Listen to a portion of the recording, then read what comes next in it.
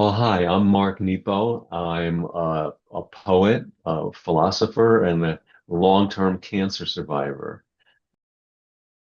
In my early 30s, I was stricken with a rare form of lymphoma. I had never been through anything really life-threatening or difficult, so I was turned upside down and inside out. I was so frightened, really not sure how to meet this, what to do. It was a catalyst uh, to really my entire life's work. There I was in my 30s, and it first appeared. I had a tumor growing in my skull bone right here, and it grew to the size of a grapefruit, and it was pressing on this quarter of my brain, and I should have had all kinds of neurological symptoms, and I had none. And because it was a rare form of lymphoma, I had to go through all of these tests and biopsies awake in case they needed to put me under for a surgery that might become immediate. So that was my karma that I had to be awake for all this. And then through this journey, I started to realize that the tumor was fluctuating. So several things happened. The first was that no one believed me except my neurosurgeon, who was this amazing man, and he saved my life by not operating, by not doing what he was an expert at, but by recognizing that something was happening that he wasn't sure what it was. And so I was hooked up, ready to have a craniotomy. And the night before, he sent me home to bring in another specialist. And so what we wound up doing is having an open biopsy on that tumor, which showed it to be a rare form of lymphoma. And now I was turned over to the oncologist, and that began a whole journey. And so I was on the verge then of having whole head radiation and spinal chemotherapy. Side effects would have been to affect my speech and memory, which as a poet and a writer was just awful to think of. And I insisted on one more MRI because I felt like it was fluctuating. It was October 15th, 1987. And that morning I was up early and I knew the tumor was gone. It was a miracle. And I knew it was gone because there was a stillness in my head that hadn't been there. And I went in and I had the MRI, and sure enough, it was gone. And I was thrown back into life, unsure of what was all this, what happened, who am I now? And within 10 months, there was a small sister tumor. And this was so dramatic in my head that I hadn't really paid attention, nor did anybody else, but was growing on a rib in my back. So now I was thrown back into the world. The first time, I didn't think I would die, but I was terrified of what I'd have to go through. But this time was a moment of despair because I didn't need a wake-up call. I was awake, and everything I tried, everything I was open to, didn't work the way it did with the tumor in my head. And so I had to have a thoracic surgeon remove that rib and its adjacent muscles. I had to go through very aggressive chemo to make sure that there was no cancer anywhere else. And finally, the chemo started to kill me and I had to stop. And I've been healing and well ever since. I was so frightened of everything that I exhausted my heart. Everything I met on a scale of 1 to 10, I was 14. And I realized I couldn't do that because I had to reserve my heart and spirit energy to meet whatever was coming in equal measure. I dropped from my head to my heart, and ever since, my mind has served my heart and not the other way around.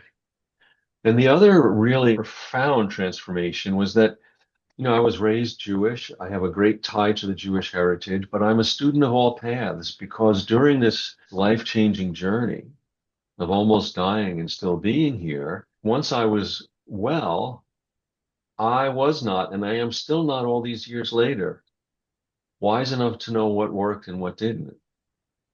And I was challenged to believe in everything.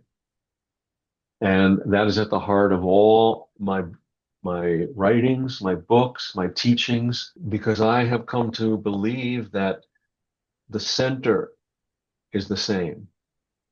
All the spiritual paths, formal and informal, have their unique gifts to that center. Each one offers us particular practices and gifts for how to live in the world. I also was deeply helped by so many people.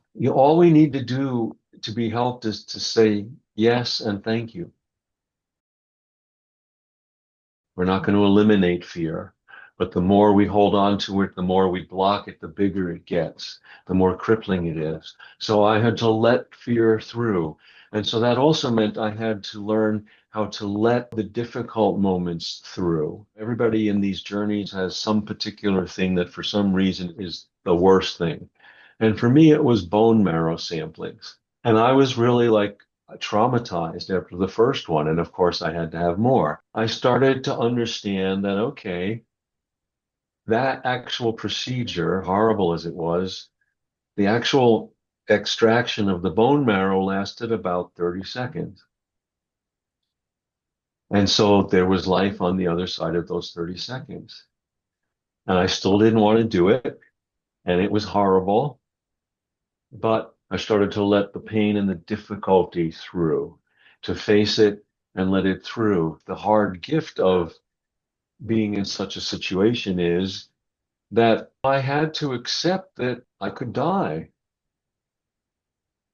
And so there was nowhere to go.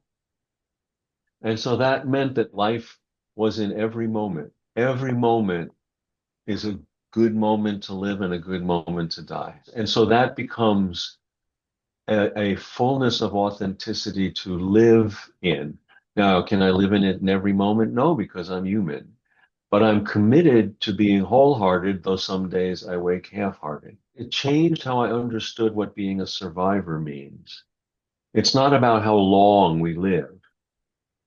It's about how full we live wherever we are. It's not about counting time. It's about inhabiting life. I would encourage that whenever anyone is struggling in any way, to hold nothing back, to open after closing, to ask questions rather than stating beliefs. When I'm struggling, I try to stop and give my heart's full attention to the nearest piece of life before me until it becomes my teacher. It could be a fly on the wall. And this becomes the way that we trip into the extraordinary that's in the ordinary. No one has ever been here before who is you. And while we need all the information we can get, no one knows how this is going to go for you in your life. No one was ever me who had a tumor in their skull or a tumor in their rib. I can't tell you how many doctors told me I wouldn't be here. And here I am almost 40 years later. So I think we need a team of loved ones to help get all the information we can. But the patient's job is to be the scout on site. One of the good oncologists I had took my hand upon meeting me and said, "You're the only one on site. Tell me what's happening." So it doesn't mean that we can't ignore statistics, but we're not a statistic. Ask for help. Express the thousand ups and downs you will feel, not to keep anything inwardly. A great poet, Rilke, one of his quotes is, "Let everything happen, beauty and terror. No one feeling is final. Keep going. Keep going." Our heart is our strongest muscle and our greatest teacher. And the word trust literally means follow your heart. And so to let your heart guide you and to reach for whatever might feel life-giving. It will help you get through it.